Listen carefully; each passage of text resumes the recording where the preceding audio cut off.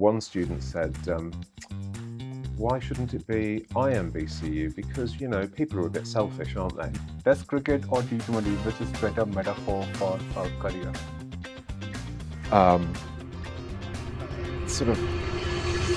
Hello and welcome to another episode of Pine Talks, where we empower future by guiding values and inspiring knowledge.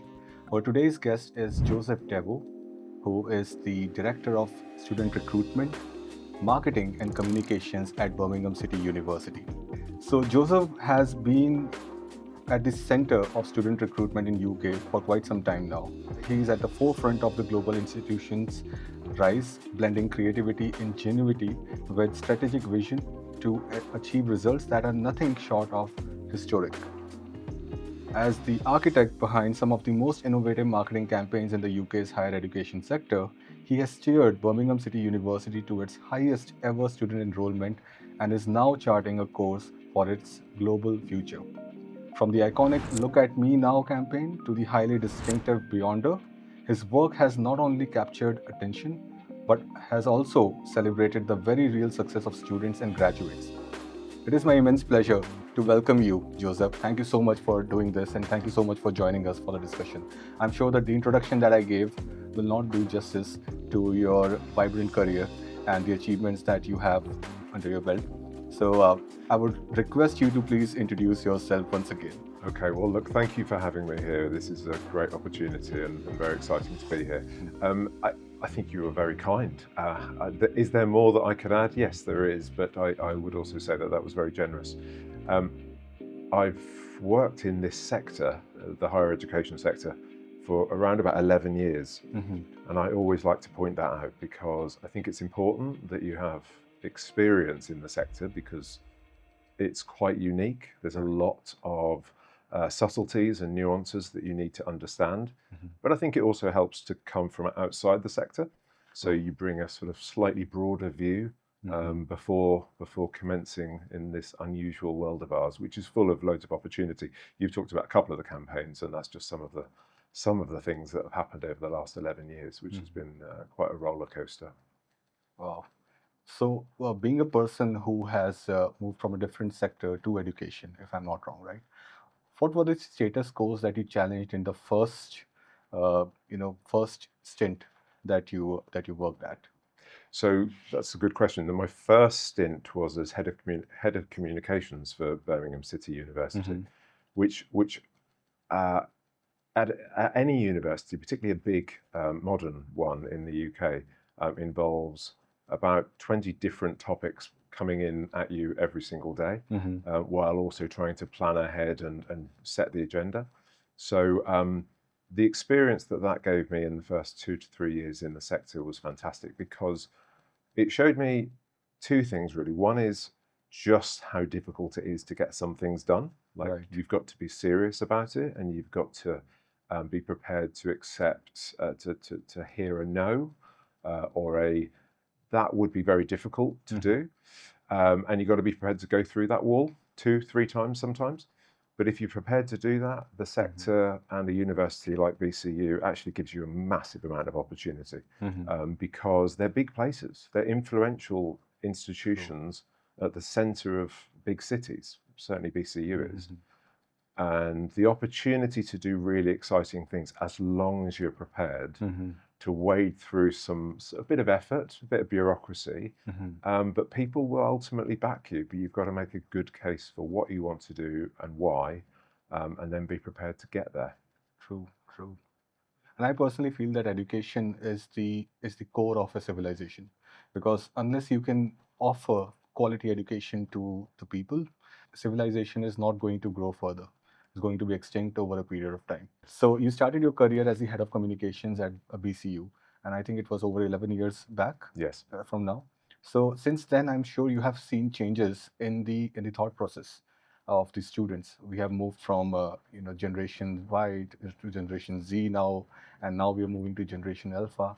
So how does it impact the university's thought process in delivering communication to a new set of generation? Yes. So have you seen changes over the years in the way the information is being thrown out in the market, or is it still the same? some things stay the same, but actually the channels and the approach has absolutely changed. I mean, I think Facebook was still cool in 2014, and TikTok didn't exist. It was never, nor did Snapchat. We've gone through many iterations since then. Indeed, Instagram has flown in the intervening years. So I think the channels have changed. I think the things that students want to know are probably still very similar. They still fundamentally want to choose a university based on the course. They want to study a course that they want to study mostly, right? And they want to choose a university that they can attach themselves to somehow. Okay, so I still think they're two basic choices, and it's a question of how you then present the options to them.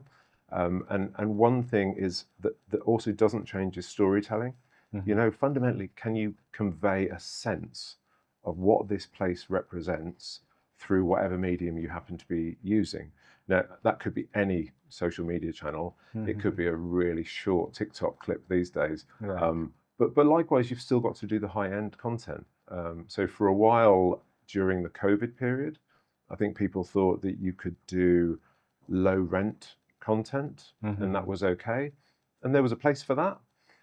There's still a place for authenticity, authentic content, but I still think even with that, there's also space for high production values. So there's a constant tension between these different dynamics, but all of them ultimately lead back to, can you tell a story about an institution, about an offer in a way that's quite compelling? And that's then knowing how to pitch yourself across each different channel appropriately for that audience. So when you were working on these campaigns, Beyonder and Look at Me Now, I guess that's a campaign name. Yes. So when you were working on them, I mean, about storytelling, what creative myths about the education industry did you bust? Because coming as an outsider from a different sector, you had a different understanding of marketing, and I'm sure that was based on the sector you were working for before education sector. For me, I personally feel that any kind of education, there is a core knowledge which applies to everyone. And when we talk about marketing, when we talk about communication, sending a clear message across is far more important. I mean, it holds the priority.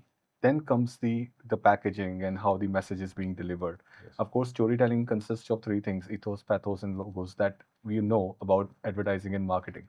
So when you were working on these campaigns, how did you leverage storytelling and how did it work at that time? I think it's probably worth just going back a fraction. So when I first took on campaign development at BCU, so I'm talking 2016 into 2017, it was interesting because we were trying to define a campaign that told the story of the university. And we worked with some external partners, and we came up with something that was very much based around the university being at the center of the city, at the heart of the city, right? So it was all around being at heart. And it was quite cute and it looked quite good, but I don't think it really connected with people on an emotional level. I think it looked like a campaign. And actually, that's one of the reasons why within 2 years of that, we made the decision to move away from it quite quickly, not because it was terrible, but because it just wasn't powerful enough.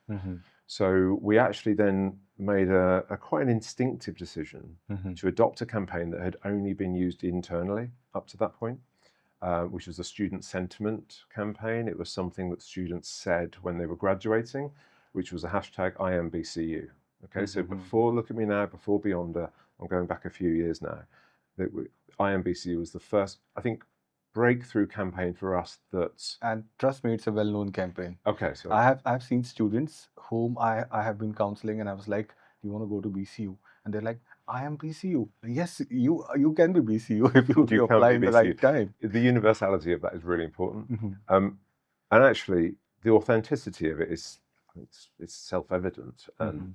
But I can literally trace that back to a conversation I had in a room for something like 2017, where I was proposing some ideas for an internal campaign around the student experience. Nothing to do with an external campaign. And I proposed some ideas like We Are BCU, some other takes on that. And one student said, why shouldn't it be IMBCU? Because, people are a bit selfish, aren't they? Right?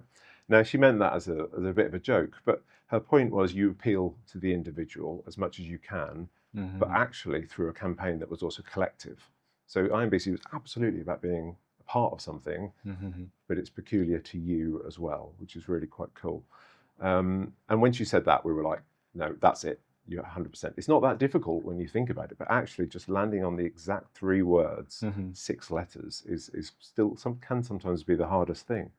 And so we took that, we used it internally. I was really struck by how many staff and students wanted to use it. They were asking for brand permission to use it here, there, and everywhere. So when we were looking at this at Heart campaign and thinking, it's just not quite landing, there was just this thought that we might pivot to IMBCU, and that quickly gathered a momentum, because sometimes the most obvious thing is the last thing you come to. Right. You can overthink this stuff, and when we started working on that, it just flowed because it made sense, and it was one of those rare campaigns where you connect basically from the student body all the way up to the board of governors. I had a former politician was on the BCU's board, and she was desperate to get hold of the IMBCU T-shirt and the bag, because it cut through, which I thought was great. So I think it's worth reflecting on that one, because that worked for us for a long time. It had that universal quality. But when we then looked beyond that, okay, and I'm not coming to beyonder yet, however much I've used that word, actually where we landed after 5 years, and 5 years is a long time for one campaign. Right. I think you don't want to keep pivoting all the time. If you've got something, you should really, really, really make the very most out of it. But what was really clear to us was that we were undertaking a lot of student sentiment surveys, so brand perception work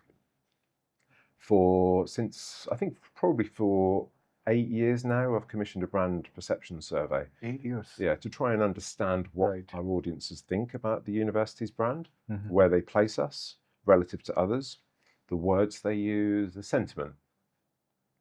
And what was clear over time was, while IMBCU had really, really helped us grow, we'd had a fantastic campaign and results in 2022, 2023, there was a need to start trying to tell other stories about BCU. So the IMBCU stories were great. They were personal. They were journey stories, overcoming adversity, the triumph of each individual in their own lives. But what we wanted to do next was say, actually, hold on, we're not telling enough about the aspiration, okay? Not just being at BCU and succeeding on your terms, but succeeding in ways that would be reflected and agreed by anyone neutrally. True. Doesn't mean to say you have to be globally famous, but it means that you are doing well in your chosen path, career.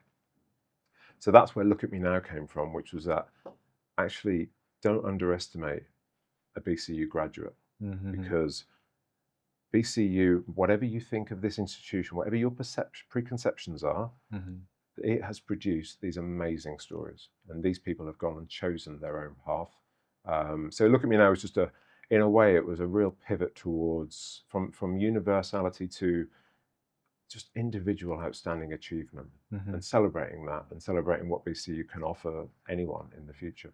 True. Wow, that's an amazing campaign actually, and I didn't know it has been running for over 5 years. Because students, when I talk to them, and everywhere we see on the website, IMBCU is the first thing that we see. And that's again something like Got Milk, which is again one of the most powerful campaigns back in the day, when milk was being promoted, or Wonder Bread, something like that. So when it comes to thinking of marketing campaigns, what goes on in your mind when you start the process, and what the process is like? Because this is an interesting topic. Frankly, I'm personally a creative person. I say that because I feel that for me, creating something is like a feedback loop, which pushes me and keeps me running to do the mundane tasks that I don't want to do. It gives me the motivation to let's finish off these admin tasks because I want to create a report, or I want to create a presentation, or I want to work on a website, or I want to create something, a video or something. I keep on doing these things. So coming from a creative person, because marketing is again a creative process, thinking of a campaign, understanding the consumer psyche or the audience psyche and what they want and what will they relate to, what kind of colors we want. How much time do you take and how do you handle work-life balance when you're working when you're working on a new campaign? So So, we are getting to know Joseph as a person. okay, so work-life balance is not a strength, and it's something that people tell me I should work much harder on. Mm-hmm. But I think it's just, and perhaps you can tease more out of that in a moment. But I think to start with, in terms of campaign processes, Mm-hmm.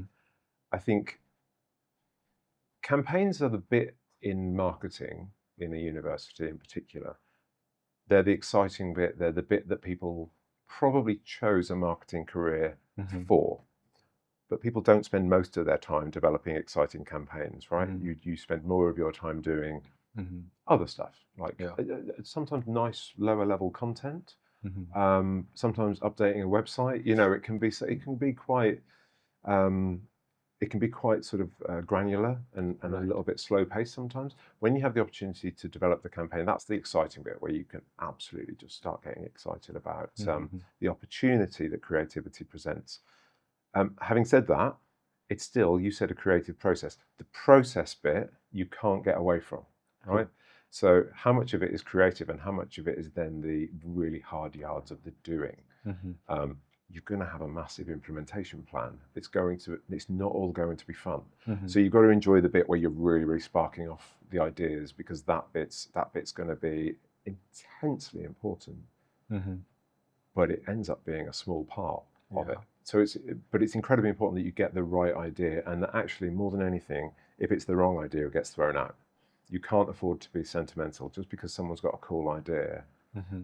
And even if you've gone quite a long way down the road with it, if you just have a feeling it's not right, and you might have some insights, Mm-hmm. you might have a response from a few people in a room that just doesn't quite land the way you wanted it to, Mm-hmm.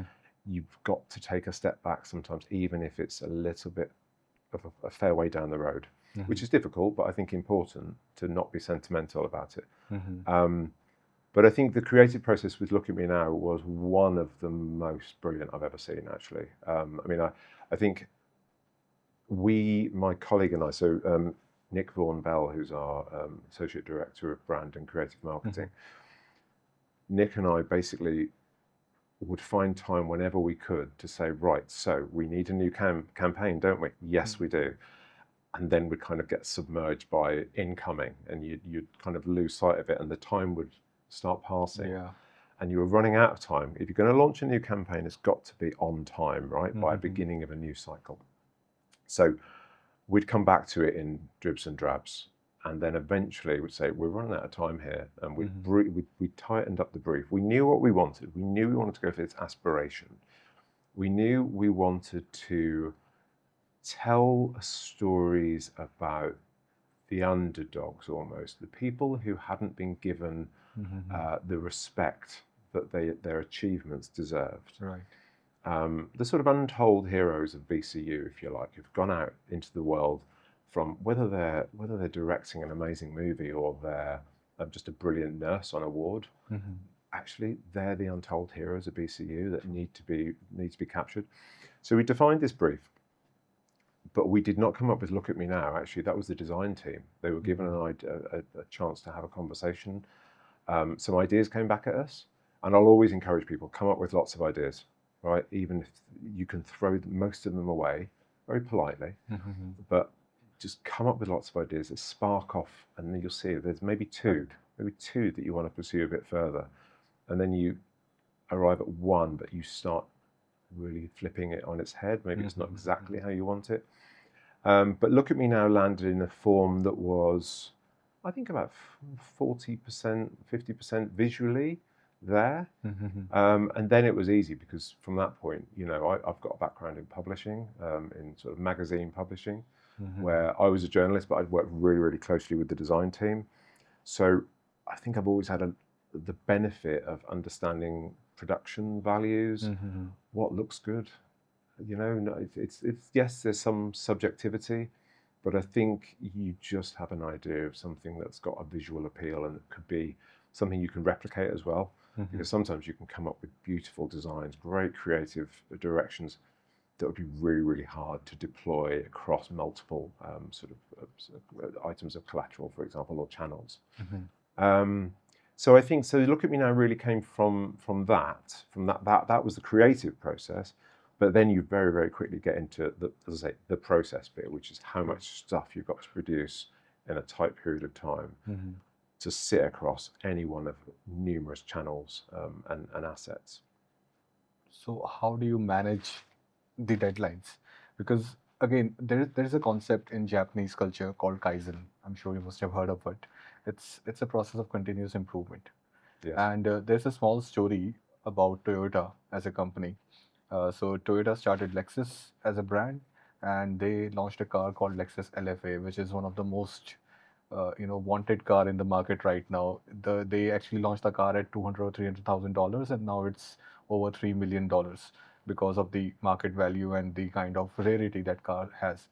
So that car was launched before Nissan GTR and a lot of cars, and that was the first car to have carbon fiber and everything. The kind of technology and the kind of manufacturing quality that we see in high-end cars or the supercars today. But their idea of Kaizen, continuous improvement, put them 8 years behind. And by that time, other car makers have caught up based on the prototype that they did show in one of the car shows. They caught up and they went ahead with their cars. And by the time this car launched, technology has changed. So when it comes to meeting the deadlines and feeding the creative mind, how do you balance that? Because that is the most difficult question I can ask you right now. I think the great thing about sometimes being having so many competing things to keep up with. So in a university of a size of BCUs, there's always things that you have to grapple with, incoming things, multiple competing priorities. In a way, that means that you are left with a really small window to develop something like a really important campaign. So pace is everything in a sector that isn't necessarily famed for its pace. Actually, you've got to be really, really quick. So in a way, that means that you don't have much time to get left behind. Okay, you're not going to be suddenly outpaced by some format changes or channel changes. So Look at Me Now was delivered at some quite significant pace, and I think it probably is something that could continue for some time. I think it stood up to scrutiny. The principles were the right ones, but there's other reasons why we're going to pivot and why we are pivoting at the moment. But they're not because it's outdated, if you like. But I do think you're right about the incremental progress, and there should be an opportunity rather than a sort of a deficit, if you like. True.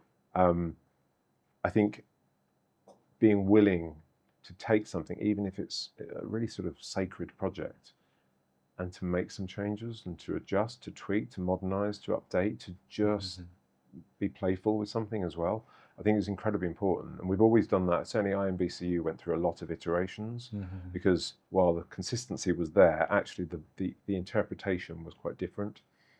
So I think both things can be true. You can be fast paced, but you could also set yourself up for continual innovation at the same time, if that makes sense. But it does mean getting the right idea in the first place, one that's flexible, adaptable. Wow. So marketing is something that we can talk about over and over again, and this podcast duration is not going to be enough. So let's move from marketing to recruitment. So how did that happen? Like, you were walking in a lane and all of a sudden lane change or it's just the lanes merged. So how did it happen and how recruitment happened? Yeah, I think whatever you do, though, there is a parallel, right? So I worked for publishers that were producing magazines. You need to grow your readership, right? I worked for a professional association for social workers.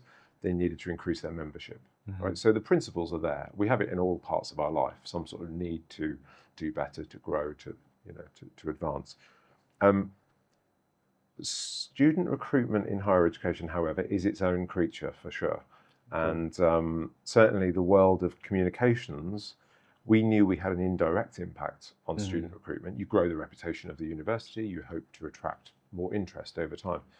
But the direct responsibility for student recruitment targets, that becomes a really brutal process, right? Yes. Where you can't hide, okay? The numbers are there, and you may well have some context for why you've maybe struggled, or why you've actually, as well, sometimes why you've grown and knocked it out of the park. You can be lucky as well as good, right? But I took on student recruitment, I think increasingly over the past sort of 9-10 years, really. But in this role as director for the past 4.5-5 years, that's been absolutely front and centre, as it was in my previous. I spent a few months at Derby University between my periods at BCU, and for the past 5 or 6 years, really, student targets front and centre, number one responsibility. You'll always have days where reputation and risk management around communications and some sort of media interest, for example, that's your number one focus. But by and large, it's recruitment and getting those students, good quality students, to come to you. So I think, look, it does come with a lot of pressure.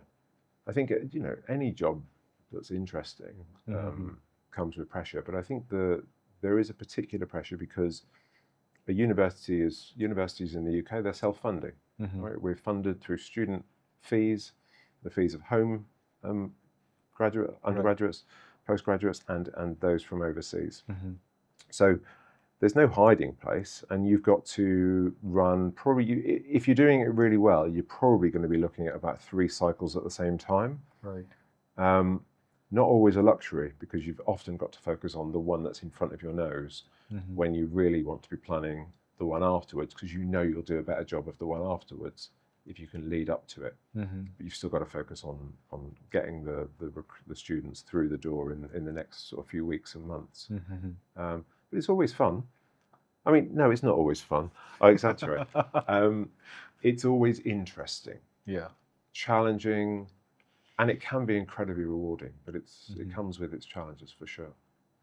So it's more like the thrill that you can find in your job, running behind targets and working under pressure. Because what I know is diamonds are also created under pressure.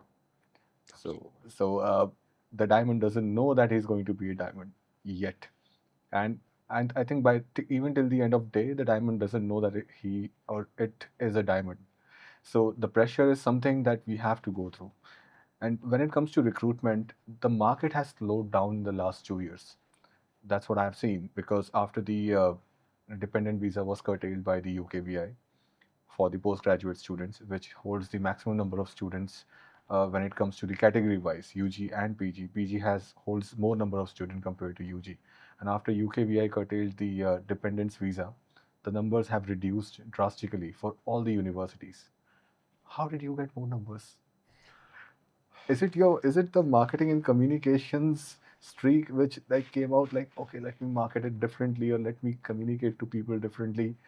Or what changes did you bring in the recruitment process overall that led to this kind of increase in numbers? Okay, so firstly, diamonds and sports cars are clearly your thing, so I've got that from you. That vibe is clear. I think, secondly, you talked about pressure. I think it can be quite addictive and not necessarily good for some people, for sure. And I think you've got to manage that carefully. I haven't always managed that perfectly, but I do think it's I think you've got to enjoy it to an extent, right? And I think the pressure that comes from loads of jobs, deadlines if you're a journalist, right? Or recruiting into other sectors as well. Everything comes with its pressure.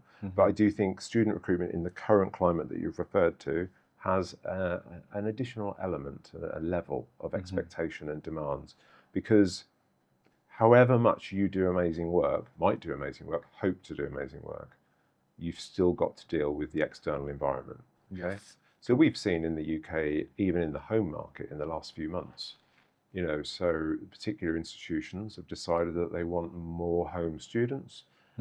They trade on their established brands, and they're making it that much harder for other universities. That's fine, that's fair game. Right. But it means you've got to think more creatively, and you've also got to be prepared for that over the next couple of years, because it may not be a short-term thing, it may be ongoing. Mm-hmm.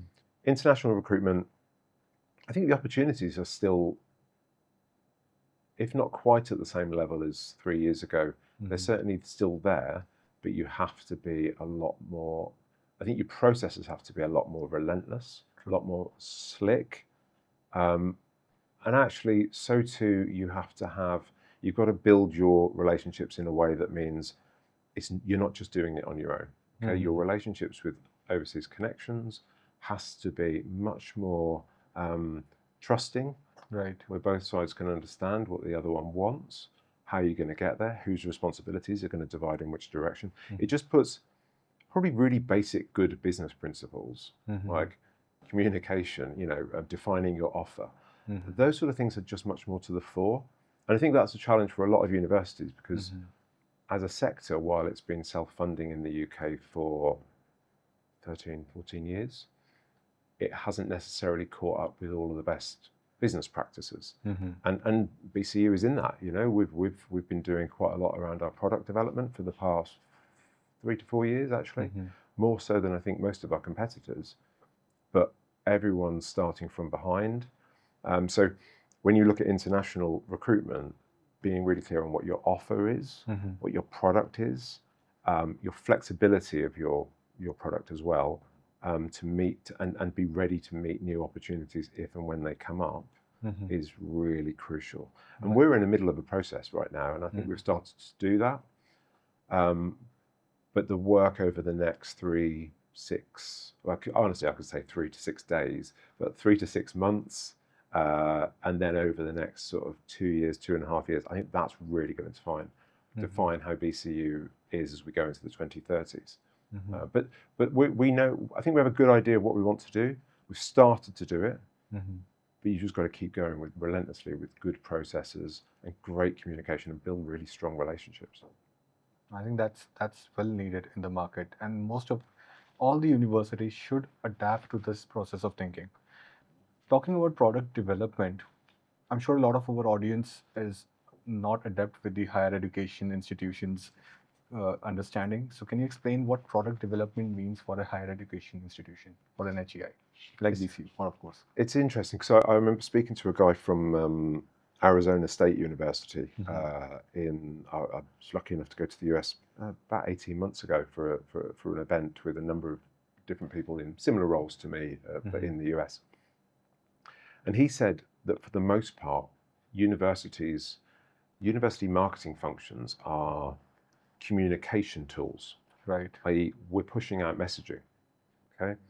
He said in previous organization he'd worked for, it was one of the big US soft drink brands, let's put it that way. Okay. And he said, marketing at that institution was all product development.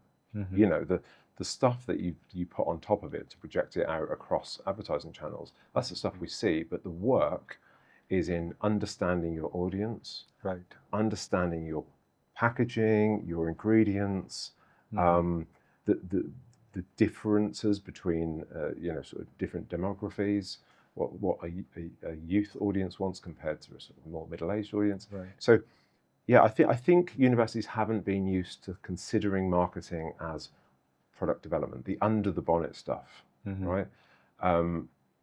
So much work goes on in a university that's under the surface, like you're setting your fees, getting your course modules accurately presented online, right? But very little work when you're recruiting someone new into a marketing role, right? How often do people have a conversation about product development, or how much of it is about campaign execution? So I think this stuff under the bonnet, the behind the scenes, the hard yards, the market research, that takes a while, and you've got to build that into lead times. Right. And universities are already up to the wire with their lead times for a new cycle, because you want to ideally give someone a good 18 months before they're going to start studying to begin the research phase. Ideally, it's the holy grail, but that is what we should be searching for. So if you're going to then say, well, actually, we'll launch our products here 18 months before, you've got to go back another year potentially. But you also want to be agile, to meet new opportunities if new courses come up that you want to be offering. That can be done, but it requires two things. One is a long-term approach to product development, and two, it means having, in quite bureaucratic organizations, a fleetness of foot, if you like, an agility to still be able to respond at a shorter term period of time for new opportunities if they come up. And they're two quite different things, but they need to both happen. Wow. Well, I personally feel that a creative person's only dream is to encapsulate the world around him and recreate it under his supervision. And I think that's what you have been doing with all these marketing campaigns. So talking about Beyonder, what did you envision when you started working on this project, and how did it turn out? What exactly is the Beyonder campaign? There's a question. So Beyonder's not a word, right? So, which is one of the things I love about it. Okay, it's a word that's not a word. It's we use a font that is quite interesting and different. It's a spaceship from Star Trek. It's almost, but we also have a sort of creative approach with photography and video that I think is quite stylish, but a little different certainly different to where we've been before and where a lot of the sector is, I think. But Beyonder fundamentally starts from the driest of places, which is the university. BCU has a new strategy from about 10 months ago. University strategies, most universities will have one. They always look towards the next decade. So this is sort of 2030 and beyond. The strapline is rooted in Birmingham, reaching beyond. Okay. Now, that doesn't have to define your campaign. No vice chancellor, no university executive is going to tell you to define a campaign around something that is basically a strategic document for how the university as a whole will chart the next few years. However, in this one, there was an opportunity. And we worked with some an external agency on this one, unusually actually. It felt right. I just thought this is the time just to kind of take a step back and make sure that we're bringing in someone external who can offer a different view to ours in case we need a sense check. Everyone does. And through the process, reaching beyond became almost like a brand proposition. So it's not just part of the university strategy, not just a dry document over here, but also actually there's something about reaching beyond that really that offers opportunity. But there was then a massive process to try and say, well, how do you capitalize on that? How do you make reaching beyond your brand proposition that you deliver on through a campaign? And I would say right up until the last 48 hours before Beyonder was born as a concept, I didn't think we were going to land it. And it was a real light bulb moment, actually. And there was a series of ideas that were put forward to us, and nothing was really working. And I felt like I was a real naysayer, me and Nick and others involved in the process. We were saying no a lot, but we weren't giving the answers at that point, which is frustrating for anyone, right? But I think when we saw the word Beyonder, it made me smile in a way that made me think, actually, that's a bit daft. Wait, no, hold on. That's really interesting, and it's both things, actually. And there's something in that, because the one thing it did was arrest me. It stopped me. And I saw the same response when I shared it with other people. Just that moment we go, what? Okay. Now, that's risky as well, by the way. Look at me now. That was just polished. And it looked great and it sounded great. And it was clear from the moment you hear it, see it, read it. But Beyonder was different, because it was just a little bit more playful and potentially more abstract. And abstract's always, it's something that can be great, but it could also be a challenge, okay? Right. So I think we went with it, and then we really challenged it, and we pushed around with some supportive messaging to see whether it could be carried by Beyonder. We looked at different imagery, different styles of different shoots, different construction of lots of different advertising assets, what they might. And also, what do we mean by it? right? Because that was where your question started when I started talking about 5 minutes ago. And what we meant by it was to lean into this notion of reaching beyond. So I'll go back for one minute, right? And I promise I'll come back. So BCU has long had a sort of a sub-message almost, which is the university for Birmingham. The reason why is because many of our students come from Birmingham, from the West Midlands, the region around Birmingham. Many of them then go on to contribute to the public services, the economy, industry of Birmingham and the region. So basically, we are the university that brings many kids from our area and puts them back into the economy. So the University for Birmingham makes sense.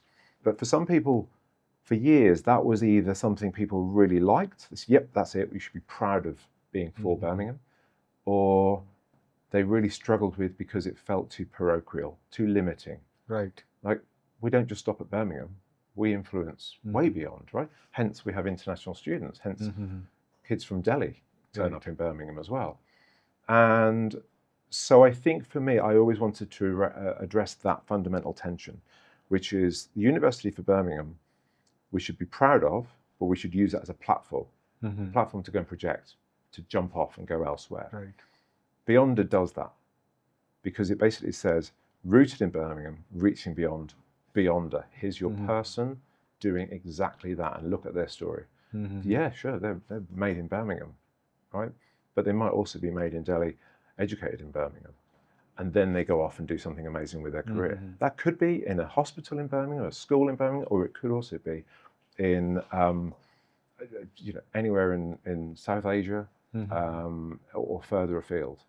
It's quite a compelling notion because it also once you get into that mindset, you can do so much with it.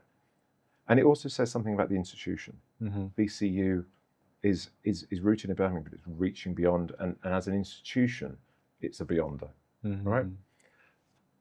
That's my case. Wow.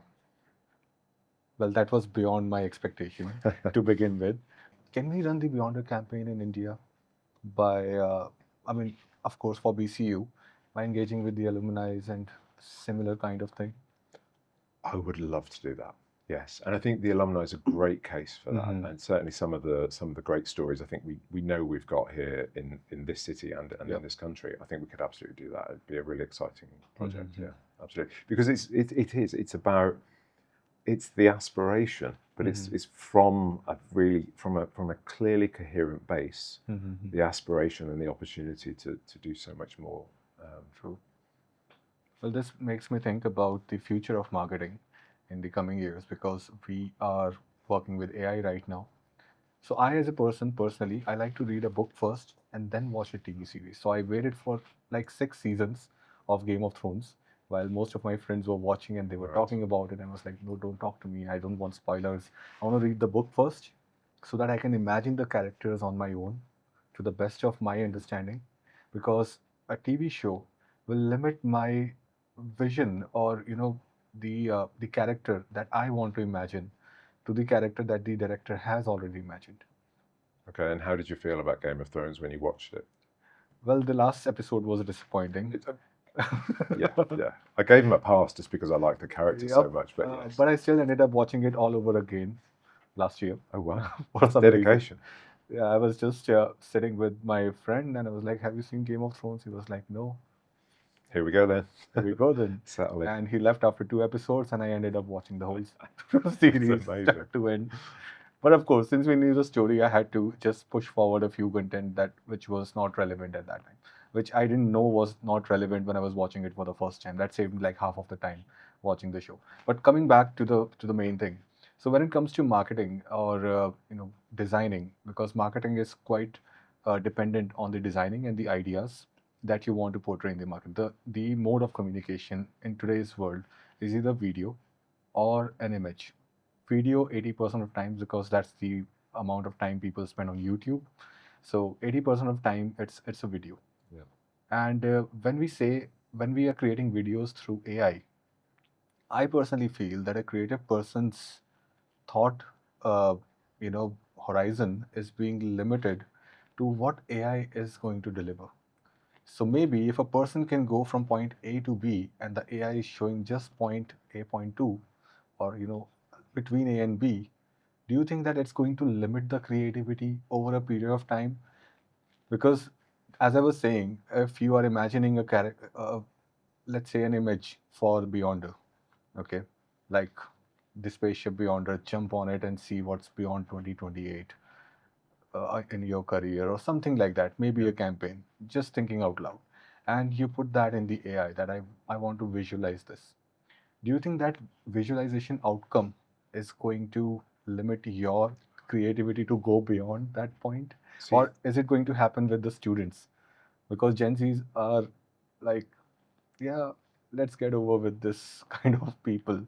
So how do you think the future of marketing is going to be? so you're saying you think the risk is that it's a It's a limiter. self-fulfilling prophecy in a sense. Yeah. You get out of it what you put in.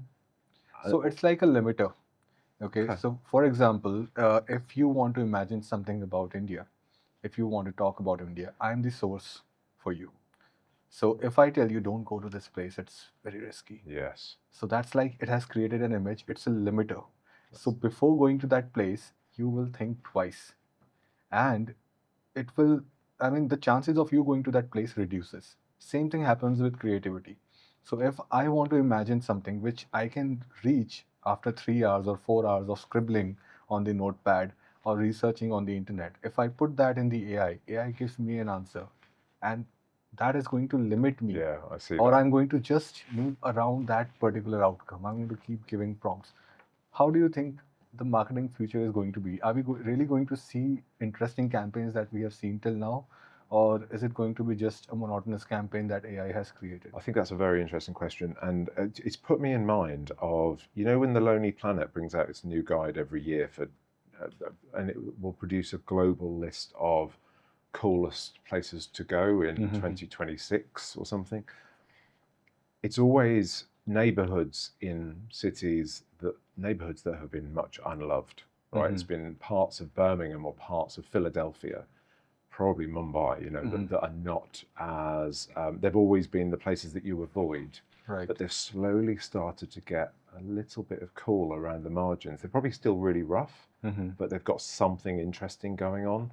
That's maybe the beginning of a scene, like, I don't know, Meatpacker District in New York, going back 20 odd years, right? It was what it was. It was rough. It's now probably one of the most expensive places in the US. So what I'm getting at there, why am I making that parallel? I think it's with, actually, if you had that limiting approach, if you just mined the internet, mined reference points for what it said about places, the Lonely Planet would never produce like Digbeth in Birmingham as a cool place to go. Right? It would say the Jewelry Quarter in Birmingham, which is a more prestigious place. Or in the US, it would never have gone into Brooklyn. It would have stayed in, I don't know, the Upper East Side or something. So I think you're right that actually, if you feed something a narrative, it's going to produce its own conclusions. So how do we get away from that? And the best answer I can give you at the moment is I know a lot of my team are using ChatGPT, right? Basic example. Right. But they're using it a lot in their work, and none of us have a problem with that. It's a question of how you're using it, how you're interrogating it. Are you taking the first answer? Because if you are, the chances are it's rubbish. But if you're prepared to interrogate it, refine it, and give it more information, steer it, shape its thinking, actually you can produce, it can be a great tool, produce really, really brilliant, refined outcomes. But I think that with a campaign, because why can't you can develop a campaign that way, Right. but you better have an awareness of what it is that you're here to do, which is to produce something that's distinctive, compelling, interesting, engaging, because your own intelligent overlay is going to be the thing that's going to keep that AI moving forward in a way that might end up being quite creative and not limiting. Right. I mean, this is going to be fascinating, though, isn't it? Because we're going to see it play out week after week. I think we'll have to wait and watch. I suppose we have to do something about it as well, but I'm not going to affect the underlying coding, that's for sure. But certainly shaping how we use it internally, how we learn from it. Mm-hmm. Because, I mean, at its best, it should help with the process. Processes are time-consuming. Mm-hmm. They're often also where mistakes happen. Mm-hmm. You probably could make some significant progress in terms of cutting down timelines, implementation plans, reducing errors, but that still takes quite a lot of work. It does. And I think I personally feel that AI has a lot of potential when it comes to supporting the manufacturing industry, the packaging industry, and the agriculture industry. I mean, stuff which AI cannot replace. Yeah. There's a lot of potential that is still untapped. And coming back to the BCU topic, so what courses do you think BCU is going to introduce when it comes to integration of AI with other courses? Are you thinking about it, or is there a plan going on right now? Well, we've got AI at a postgraduate level and an offering at undergraduate level as well, including this January we have computer science with AI. It's a new January start. We've had it for a while, but it's added to our January option. So, it's something that's part of our thinking. I think probably the challenge for us is for AI to become more embedded across our portfolio. That's probably where everyone needs to get to, and we're certainly looking at that. There are certainly some options already in some other areas, and I think it's brought speeding up that process because people will increasingly absorb AI into whatever their passion is. Okay, I mean, I was going to say it's going to be more appropriate for some, whether it's business, technology, engineering, than others. But actually, no, because it's going to work with. We know it's involved with creative courses. We know the NHS, the National Health Service in the UK. The government's been very, very clear. There's a massive role, as far as they're concerned, in AI in treating people and improving people's health. So actually, I can't even say that our student nurses and our student teachers and what have you won't also have. They'll need to understand elements of AI. I mean, if you're a teacher, if you've been trained at BCU to become a teacher, you're going to need to understand what those kids are up to, right? And because they're going to be way ahead of you. So actually, it's probably just embedding it is something that I think we need to do at some pace. I have seen AI, spreading rapidly across all the industries, be it NGO, be it manufacturing, be it packaging. Yeah. A few days back, I was watching a small video on YouTube wherein how AI is working on repackaging the trawlers, the containers. Okay, so it decides on what products or what boxes and what is the shape of the boxes which should fit in to get the maximum capacity covered when it comes to packaging stuff. And that has increased a lot of shipping companies' efficiency by almost 30% when it comes to packaging. So these are the things that AI is still being overlooked at. Yeah. Because a lot of industries still think that AI is let's redraft this email, let's write this, or prepare a social media post. That's what most of the people are thinking. Yes. But AI has a lot of potential. And when it comes to a kind of standalone course, because today in India, this is the mentality of most of the students. They will not think of what is good for them. They'll think, are they good enough for that or not? So if few years back, business analytics was one of the primary course that people were going for. There's a huge scope in business analytics. There's a job opening. BlackRock is coming to India. Google is here. Deloitte is here. So many people are hiring. We have data centers. Microsoft is investing over 300 crores in data center in India. So let's get into business analytics. But the question is, do students have that kind of acumen? Business analytics calls for a lot of understanding of statistics, logical reasoning. Okay, these kind of things. Only then will a person be able to analyze data, find a pattern, or derive an outcome.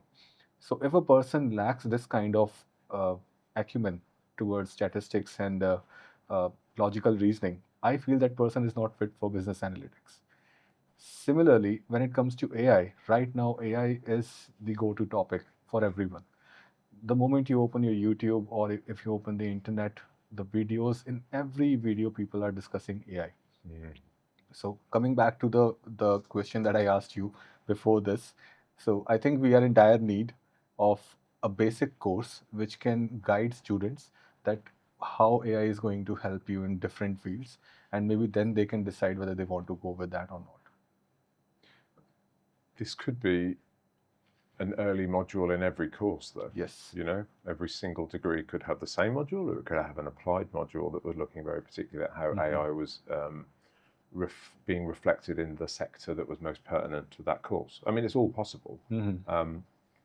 I think above all, though, I'd say young people, I sound increasingly old.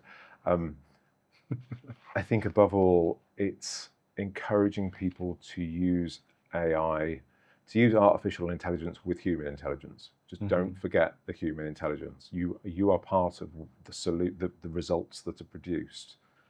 You are responsible for it, and actually, your interrogation of what it is telling you, or what is absolutely paramount, because that's the way in which it will actually have that sort of distinctiveness, but also that applied usage that isn't just random or incoherent and impersonal, because people want things that are personal and relate to them. So it comes back to the storytelling thing again. It's still got to have an emotional resonance. Well, if you don't add the human quality to the work that you ask AI to do in whatever medium, then you lose something over time. True. And this makes me think of one more thing, because during the dawn of cell phones and smartphones, I mean, I'm talking about 2010 and 11, because that's when I switched to a smartphone. That's when the smartphone started, after the Android and iOS awakening and everything. Nokia, even though I loved it, BlackBerry, I loved it, but they had to go. So for me, it was very difficult to explain my parents how to use a smartphone. For my parents, it was very difficult to explain their parents how to use a TV remote. For their parents, I'm sure we can go back to the apes and Neanderthals. Like, for every next generation, it's difficult to explain the current technology to the previous generation. How difficult is it going to be for senior professors and professors to incorporate AI-based learning in their modules, and will they be really equipped with that? So I'm talking in general about the whole world. Do you think the future generation who is born in the AI market, like where AI is everywhere, when they're going to a university or a college or a school, and if there is one module of AI, do you think professors and teachers are going to do justice, or is it going to be difficult for them to adapt to AI? I would say inevitably difficult, because it would be difficult for me to give that, and I should be a little closer to it than some professors, I suspect. They don't have to deliver all of that. They have to have some cognizance of it, though, because there'll still be people who are assessing the work of students and being aware of plagiarism and the use of different tools, including AI, to produce content and essays, etc., is crucially important. Although there are tools that help with that as well. So it's possible that some of our sort of learned academics may never need to get their hands completely dirty with AI. It's possible, as long as they could be protected from it through tools and through the use of other people to deliver some of those nuanced elements. But I'm not going to say for certain, because it's probably coming for all of us. True. And I personally feel that we need to protect people like us who are not devoured by the AI, AI wave completely. I still prefer writing on a notepad. I still prefer drafting my own emails. I still prefer putting an email that someone has sent me to AI and check, have they written this through you, just to understand what the other person is doing. I personally feel that, just like any other technology that have worked for some years in past 10 years, we have seen a lot of changes. A lot of changes. We have moved from phones to smartphones to augmented reality to virtual reality, and now we have glasses which can project the map on your lens. I mean, we have reached there. So how long do you think AI is going to last? When is the bubble going to burst? Well, you're asking me some questions now. So these are fun discussions. I think but all of, I mean, yeah, these are fun discussions, and just like every sort of in the UK, you know, every pub disagreement can now be resolved by a quick Google search in a way that it used to just linger for years. You know, who was right about some fact about football in 1972.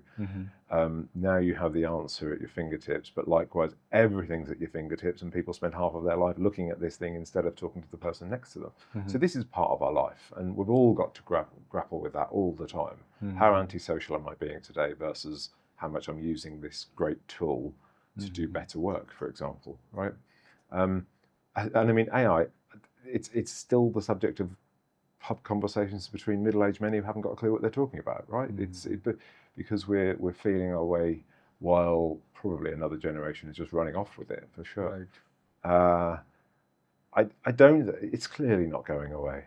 But then, you know, there are so many, and this gets a little bit more existential, I suppose. But there are so many aspects of even the internet, sort of the history of the internet over the last 20, 25 years, that have reshaped society in some phenomenally wonderful ways and some utterly appalling, damaging, destructive ways. And, you know, the nature of public debate, you know, the nature of online discourse is so savage and so divisive that despite all of the wonderful things that have happened through the development of these many additions to our sort of digital communications era, there is a feeling that this is quite dangerous, right? And that's not where I normally go with this stuff. You know, I tend to sort of think change is coming, and you kind of just have to embrace it and try and absorb it. You take the bits that you can cope with, and you discard the other ones. But certainly don't reject the fact another generation wants to use this stuff. That's none of your business, frankly. But there's definitely some challenges, and if AI is only going to compound those, and I think at the moment it is, because it's basically taking the division that we see through social media, through culture wars, and all of the above, and it's accelerating it. Because it's so fast and because it's so capable of multiplication, and you know, so I think that's scary. It's difficult also to have answers. Like, we don't have answers, do we? True. We can all, in our own way, in our own workplace, our own lives, try our best to moderate and think through the nonsense. But it's hard, and it's only going to get harder, and especially for young people. The people, and to bring it back to what we do, the young people we want to recruit into universities or to be part of our university. It's part of the wall of noise around them. And it makes it harder if you've got something authentic to offer, actually, you've got to find a way of getting that through an even busier, even more manic kind of environment than ever before. Wow. I know, wow, that's sobering. Well, there's a book written, well done, I can say well done, for everything. For the discussion that we had today. I mean, it was really inspiring and insightful. One more question, talking about work-life balance. You moved from communication to marketing, and from marketing to recruitment. Recruitment is something I know. It takes 80% of your time if you're handling 3 different things. Because marketing is an independent project wherein you are responsible for creating a campaign, running it, and getting an outcome. Of course, there are timelines involved, but they are far more lenient compared to recruitment. It's a high-paced thing. For communication, again, it's a one-time task. You send a communication, people read it, they act upon it, that's it. But recruitment, I know for a fact that it is dependent on multiple departments. So the journey from a student's application to receiving a visa and reaching the university, receiving the BRP, that is one cycle. And there are multiple departments involved. So when it comes to a person at your position, the director of recruitment, how do you handle effective leadership, and how do you handle delegation of tasks? Because I'm sure what I've seen in past, there is a huge gap when it comes to effective communication between the departments within the institution. So there is an admissions team, there's a compliance team. They don't see eye to eye sometimes. Okay. And this is a general discussion. You can choose not to answer this question, but how do you manage all of this? How do you keep everyone happy to get the work done? Well, So there's a question, and I would say, by the way, communications can swamp a day and it can swamp a week. But yes, most of the time, thankfully, it's not that. It's not more than what you said. I think one of the things that you have to do in a university is keep your head above the parapet. Now that can be difficult because actually it's really easy just to get on with your business, bumble along, do the things that you want to do, not engage, because actually when you engage, it's going to slow you down. Right. But I tend to think, and I think I've tended to practice in recent years, taking what you want to do and what you are doing and taking it across the university in some forum or another. There's always a chance to go and attend a faculty executive meeting. There's always a chance to attend a, I don't know, university management team. You know, there's opportunities to put your work in front of others, which carries risks because it means you might get criticized.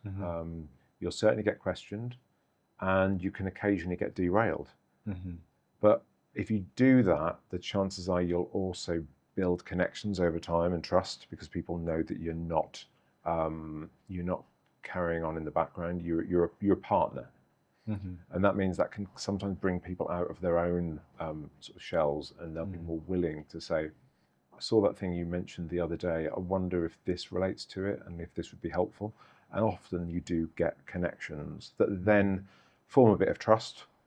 Sometimes with very different people who I don't think like and who don't think like me.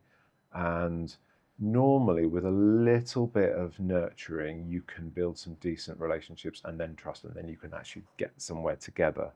Or you might be freed up, actually. If you share enough and you advise of your general direction, actually sometimes people don't need to get involved. They go, okay, that's fine, I'm glad someone's doing that, I don't have to. Right. And then you get a bit of space to go and do it.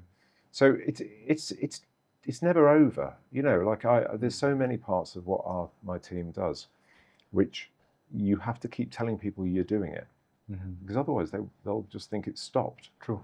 But it's difficult. It's about communication again, though, you know, which is such a glib kind of term. It can sound so easy. It's not, because communication takes time out of your day. It means getting a presentation together. It getting the right people in the room. It means a bit of pressure, but it can really, really help. I think at the moment, for example, so we've had many challenges since I took on this brief in the past few months, and I think the one thing that I've seen is if you can push people, but you can be quite, even a joke every now and again, even just a little bit of levity amongst quite a lot of stress. It brings people together, and people go, do you know what? No one's trying to be difficult. We're all just coming at it from our own perspectives, and we're doing our best. Let's just keep pulling in the right direction. And the next time you go back in, you've just got something else to draw on, which is a little bit of a human connection, I guess. So it sounds quite a sort of an emotional way of working, and I don't mean it like that. But it is something that's quite. It's still about people connecting. And trying to work on something as a project. And these are big, complex beasts, these universities. We know this. No man is an island. Wow. So it's more like being a person who can understand others and being approachable for everyone, so that they can connect with you, they can reach out to you whenever they want. And that actually creates the rapport, like having a joke or having a drink together or just going for a walk in the campus, just creating that kind of chemistry. I think it does. I think it does. Chemistry. I'll give you someone phoned me up a few weeks ago because they'd heard that I'd said something in a big meeting which was critical of that person's work. It wasn't. It hadn't happened. But she felt absolutely like she could just phone me up and say, "Look, I really want to be honest with you about this because I've heard something," and actually it was just a moment that came from, I don't know, the usual Chinese whispers. But actually, it was just a really helpful, healthy conversation because we were able to quickly move on from it. And then about 2 weeks later, I had one in reverse, and I could go to exactly the same person, different type of conversation about something I had a concern about. and fixed. And it's one person, one relationship that has demonstrated the strength through building sort of connections over time. Oh. So it's like communication is the key. So we are back to communication. We seem to be, don't we? Yeah, we can't get past it seems. But it's appropriate for this setting. So just one last question: how do you think the UK education industry is going to transform for international students in next 5 years, let's say by 2030? Because we've seen a lot of changes in the last 5 years, a lot of changes. Yeah. And even right now, as we speak, there are even, I mean, at different levels, protests are happening in UK as a market. So where do you think the market is going for international student? Okay. I understand why people would feel, you know, why you're asking that question, why other people would be asking that question at the moment. Because there is a lot of miscommunication in the market. That's why I want it from your side, that from a university's side, what's exactly happening in UK? So for me, there's two big headlines here in terms of what people might perceive, and then there's the reality. So you have a government under pressure to be seen to be doing something about immigration, for example. Right. On the other hand, you see big protests from people who are perceived only to be interested in immigration. Now, actually, the government needs to be seen to be doing something about general immigration. You have to remember, student migration to the UK is an extremely different thing to the biggest pressure on that government and the biggest thing that group of protesters are interested in, which is usually small boats, refugees crossing the English Channel. Okay, that is a very visible example of immigration that these two audiences are trying to grapple with or put pressure on the government around. Hugely different to student migration. And, you know, I haven't seen a survey recently, and I'm sure it moves in different directions, but most of the surveys in recent years have shown that people across the country do not consider student migration to be the same as broader immigration. Okay, so I think firstly that's the reality, is that the majority, when they're pushed by a survey and they're actually said, you know, look, what do you think about a student coming to the UK to study, maybe working for a year or two afterwards and then headed back home, most people would not object to that. And I think it's really important to understand that. Equally, the government, you know, higher education in the UK, as I said, for the last 12 or 13 years has been self-funding. No government's going to want to fund this sector in whole or even in part, particularly. So the need for students from within the UK and from outside of the UK to come and study at UK universities is not going to go away. Okay, we want Britain to be open for business in trade terms. Actually, part of that is being open for business for people, their ideas, spending their money in the UK. To be honest, you know. So I don't think it's as existential as we think, and in 5 years' time, we'll still have many thousands of overseas students from India studying in the UK, and that's a great thing. Perfect. Thank you so much. Let's move to the rapid fire round. I need to take my phone out. I look forward to this.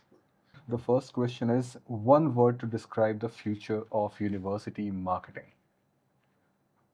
Distinctive. Distinctive. The biggest myth about working in higher education.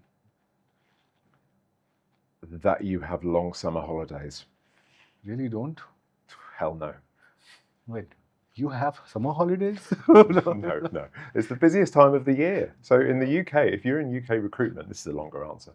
If you're in UK recruitment, clearing, A-level results come out in the middle of August. Right. This is in the middle of the British school summer holidays. Okay, so if people have got kids, forget it. You are at work. So it's brutal. Work-life balance, you see, it's terrible. So the next question is, what's a lesson your twin boys have taught you? Let's double the lesson because they are twins. That black can be white and white can be black, because they never agree about anything. Wow. So there's a gray area in there. They're not grey though, that's the thing. One's ginger and one's brown haired. I mean, what can you say? But yeah. So the pub you would recommend to your visitors in Norwich. That's interesting. Pub in Norwich. I